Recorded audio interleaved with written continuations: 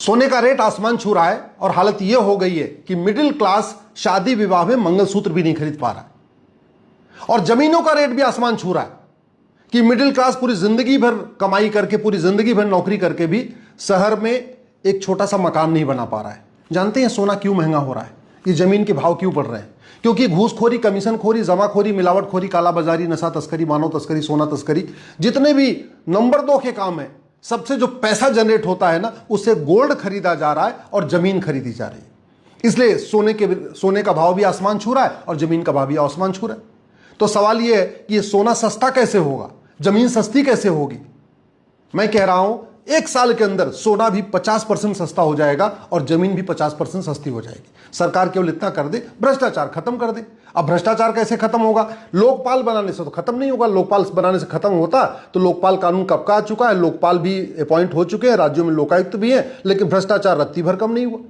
जो हवलदार थे, जो तहसीलदार थे, जो पेशकार थे, जो कलेक्टर थे, जो कप्तान थे, जो कमिश्नर थे, जिनको जितना लेना था वो तो ले रहे।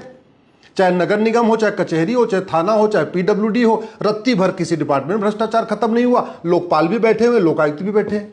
इसलिए मैं कहता हूं डॉक्टर बदलने से बीमारी ठीक नहीं होगी, बीमारी ठीक होगी दवाई बदलने से। मैं 90% भ्रष्टाचार 1 साल के अंदर खत्म करने की गारंटी लेता हूं और 90% भ्रष्टाचार खत्म हो गया तो सोना 50% सस्ता हो जाएगा और जमीन भी 50% सस्ती हो जाएगी। क्या करना है सरकार को? सरकार को सबसे पहले ये जो घटिया कानून का 4 कानूनों का मकड़जाल, इसको खत्म करना है।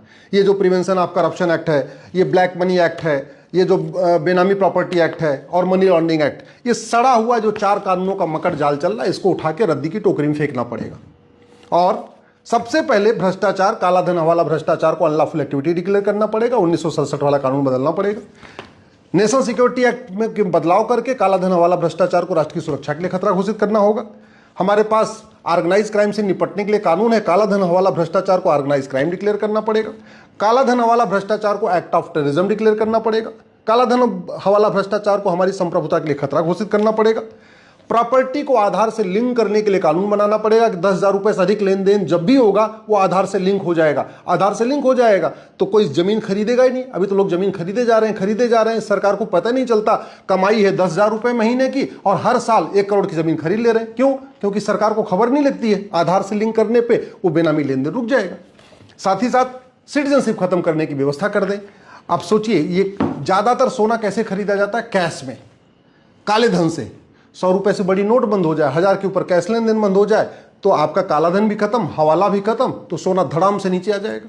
और जब 10,000 से महंगी प्रॉपर्टी को आधार से लिंक कर दिया तो लोग प्रॉपर्टी खरीद ही नहीं पाएंगे। अगर खरीदेंगे तो पकड़े जाएंगे, उनके पास बेनामी संपत्ति वाला केस चलेगा। मैं कह रहा हूं चीन वाला कानून भारत में लागू हो जाए ना, कि जिसके पास भी काला धन मिला, बेनामी संपत्ति मिली, आय से अधिक संपत्ति मिली, जिसने भी घूसखोरी, कमीशनखोरी, दलाली किया, 100% प्रॉपर्टी जब्त करेंगे, उसकी सिटीजनशिप खत्म करेंगे और साल भर के अंदर फांसी दे देंगे। आप सोच रहे होंगे साल भर के अंदर फांसी कैसे होगी? अरे भैया, पेपर लीक का कानून बना है ना, उसमें 2 महीने में जांच होगी। हम कह रहे हैं पेपर लीक की अगर जांच 2 महीने में हो सकती है तो काला धन वाला भ्रष्टाचार की जांच 3 महीने में नहीं हो सकती है क्या? पेपर लीक वाले कानून में लिखा हुआ कि 3 महीने के अंदर सजा हो जाएगी। मैं 3 महीने के अंदर नहीं, मैं कह रहा हूं 6 महीने के अंदर काला धन वाला भ्रष्टाचार की सजा दे दो। संभव तो है ना? आखिर पेपर लीक में 3 महीने में सजा हो सकती है तो काला धन वाला भ्रष्टाचार की 6 महीने में हो सकती है। सरकार केवल कानून बना दे कि 3 महीने के अंदर काला धन वाला भ्रष्टाचार की जांच होगी और 6 महीने के अंदर आजीवन कारावास, फांसी होगी। और ज्यादा कुछ नहीं करना, हर हफ्ते एक भ्रष्टाचारी को, एक घूसखोर, कमीशनखोर को फांसी पे लटकाना है। साल भर में 52 हफ्ते होते हैं। मैं कहता हूं जिस दिन 50 हफ्ते पूरे हो जाएंगे, यानी 50 भ्रष्टाचारियों को फांसी पे टांगा, लोगों की रूह कांप जाएगी। चाहे वो हवलदार हो, चाहे थानेदार हो, चाहे तहसीलदार हो, चाहे पेशकार हो, चाहे लेखपाल हो, चाहे पटवारी हो, चाहे कानूनगो हो, या पीडब्ल्यूडी डिपार्टमेंट के लोग हो, चाहे वो नगर निगम के लोग, कहीं पे भी पैसा देने पे भी नहीं लेंगे, क्योंकि जिंदा तो सबको रहना है ना। सठे साठम समाचरित भय बिन होय न प्रीत। भ्रष्टाचार खत्म हो जाएगा तो दुनिया 50% समस्याएं खत्म हो जाएंगी। सोना सस्ता होगा, जमीन सस्ती होगी, तो वो तो है ही है, और भी बहुत सारी समस्याएं खत्म हो जाएंगी। अगर आप चाहते हैं कि ये व्यवस्था बदले तो पार्टी की गुलामी छोड़िए, नेताओं की जय जयकार करना छोड़िए और घटिया नियम कानूनों को बदलने और कठोर कानून बनाने की मांग करिए।